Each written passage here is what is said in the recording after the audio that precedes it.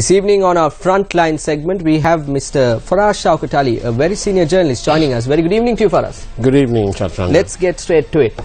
There are details of another scam that took place in the country coming to light. Indeed. Does this mean that the inability of the government to manage the finances of the country?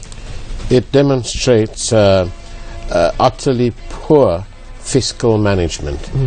We had the Auditor General a few days ago who said that there was an initial loss of approximately 1.6 billion rupees on the so-called bond scam, and now with this coal thing, as you've just shown, the loss is about 1.2 billion. Straight away we are on to sort of over 3 billion. And it just goes on and on. It shows, it demonstrates that this government haven't quite got it right. Yes, Faraz. Now that leads me to an interesting point. Now, the petition application has listed down the full cabinet of ministers as respondents in this case, as we just saw.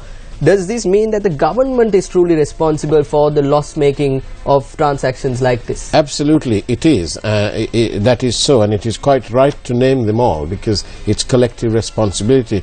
And it is worth bearing in mind that it is essential for the maintenance of the rule of law that every organ of the state must act within the limits of its power and carry out the duties imposed upon it constitutionally. That is critical for good governance and eventually for proper fiscal management. Those things are critical.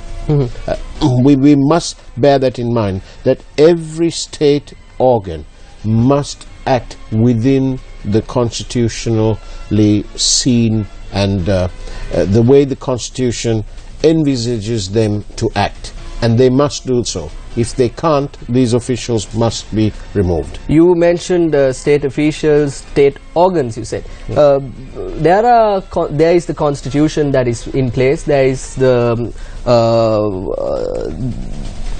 there are several organizations that are in place to take action against if the state is doing a mistake.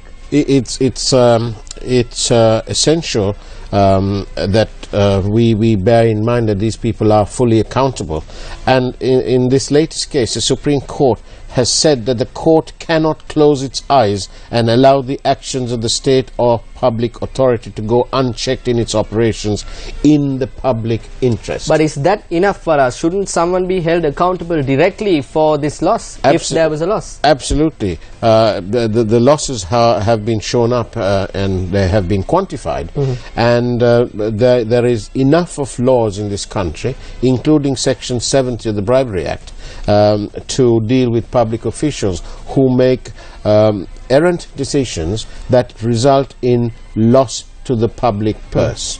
And it is about time actually that somebody, one of these officials, there are plenty of examples, should be taken to court, at least to set an example, so that the government can demonstrate its true commitment to upholding the rule of law and to protecting the public. Final question for us. There is the establishment code in the country. What happens when officials like this, public officials as you mentioned, are taking decisions to incur a loss?